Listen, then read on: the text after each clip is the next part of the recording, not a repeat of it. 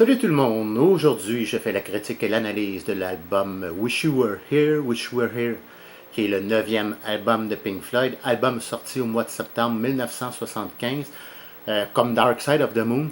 Il s'agit ici d'un album concept sur l'absence, absence d'inspiration due au succès phénoménal de l'album précédent qui était The Dark Side of the Moon, absence de motivation, aussi dû aux divers problèmes personnels un peu des membres du groupe.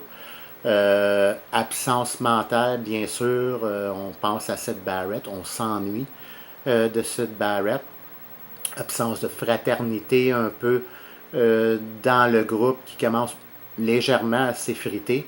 Absence aussi d'humanité de la part, si vous voulez, de l'industrie du disque. Et c'est un peu ce que la pochette illustre, l'image sur la pochette illustre, où ce qu'on voit cette espèce de deal, si vous voulez, entre un agent de l'industrie du disque habillé en complet et cet homme enflammé qui serre la main de l'agent de l'industrie du disque, cette personne, cet homme enflammé qui représente, si vous voulez, l'artiste qui peut se brûler les ailes dans son désir de vouloir percer dans la musique, mais qui, sous la pression de l'industrie du disque, peut se brûler les ailes.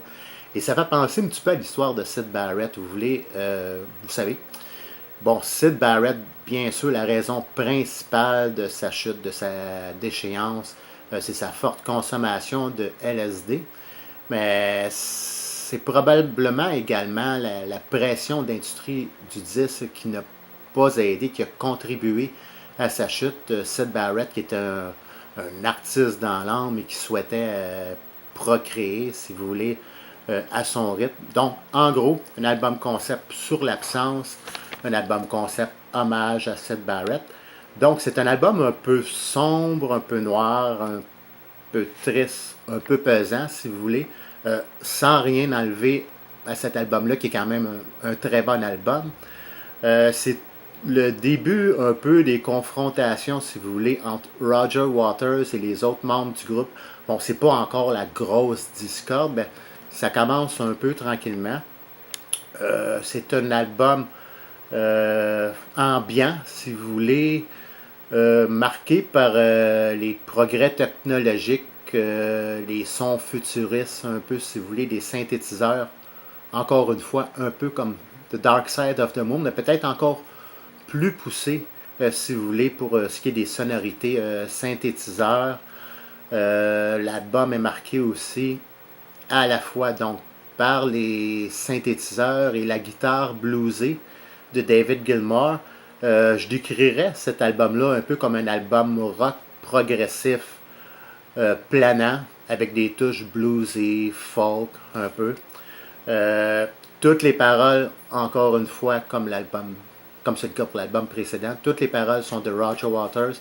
La musique est composée par le groupe en entier, mis à part Nick Mason, qui est le seul dont le nom n'est pas crédité pour ce qui est de la composition.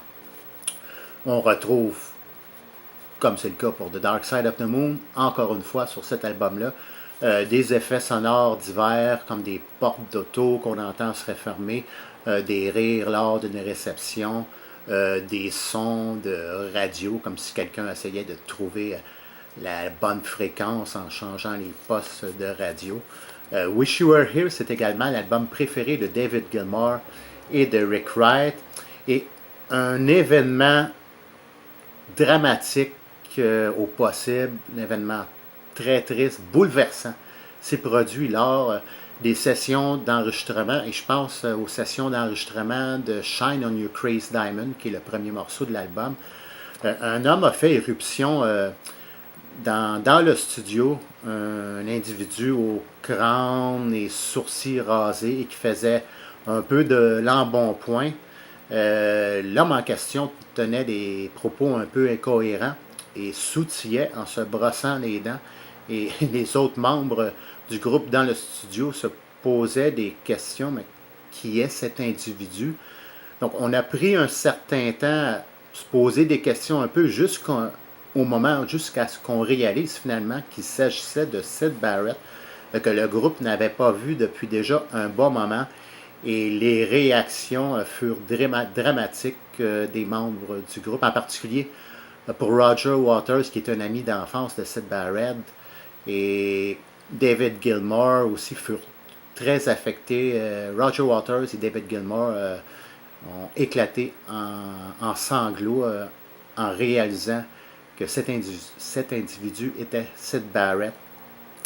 Et Rick Wright dira lors d'un documentaire, puisque cette chanson, Shine on You Crazy Diamond, parlait justement de Syd Barrett, et qu'on voit ce Syd Barrett méconnaissable faire éruption dans le studio lors de l'enregistrement de ce morceau-là, qui lui était dédié. Rick Wright dira coïncidence, karma, destin, et avec raison. Et l'album contient 5 morceaux, et le premier morceau est justement ce titre, qui est Shine on You Crazy Diamond, partie 1, 2, 3, 4 et 5. Le morceau commence de très belle façon. Dès le début, on entre dans cette atmosphère très ambiante avec le jeu de clavier, l'ambiance créée par Rick Wright au synthétiseur. On a ce riff de guitare immortel par David Gilmour. On a les paroles, très bonnes paroles pour l'album en entier, très bonnes paroles pour Wish You Were Here. On a une partie aussi dans cette pièce-là, un peu bluesy. Bon, dans l'ensemble, un très bon morceau, mais parce que de cette petite partie bluesy que j'aurais peut-être un peu contracté, disons que j'aurais peut-être comme enlevé peut-être un 3 minutes à ce morceau-là. Ça demeure quand même un très bon morceau. Je donnerais une note entre 9 et 9.2 sur 10 pour Shine on You Crazy Diamond. Morceau suivant qui est Welcome to the Machine, et qui, encore une fois, débute avec comme une espèce de ronflement de vent, si vous voulez. On a la guitare acoustique ici que j'adore. J'adore vraiment les accords à la guitare acoustique pour ce morceau-là. Bon, le synthétiseur est très marquant pour ce morceau-là. C'est le synthétiseur qui crée vraiment l'ambiance, les effets sonores. Très bonne parole, encore une fois. Morceau qui parle contre l'industrie du disque. Un de mes préférés, un 10 sur 10. Morceau suivant qui est Have a Cigar. Bon, j'aime la musique et les paroles dans son ensemble. Paroles qui parlent encore une fois contre l'industrie du disque. Mais c'est probablement le morceau que j'aime le moins de l'album. C'est quand même bien, mais je lui donnerais un 8 sur 10.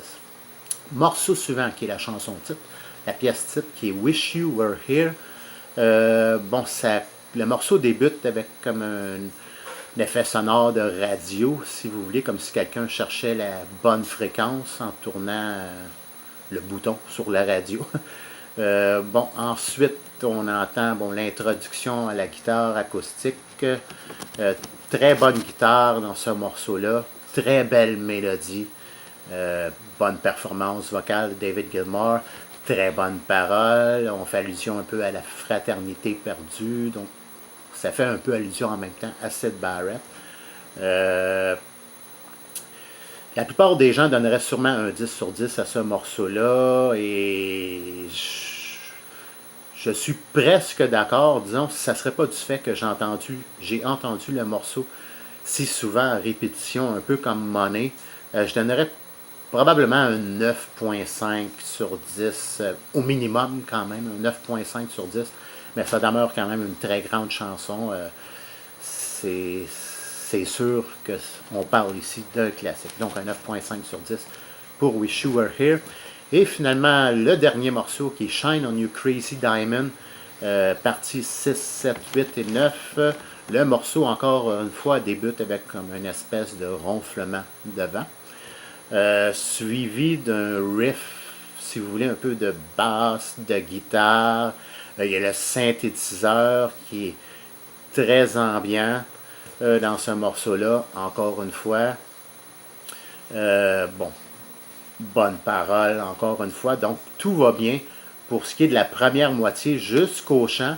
Ensuite, on a la deuxième moitié de cette deuxième partie de Shine on You Crazy Diamond,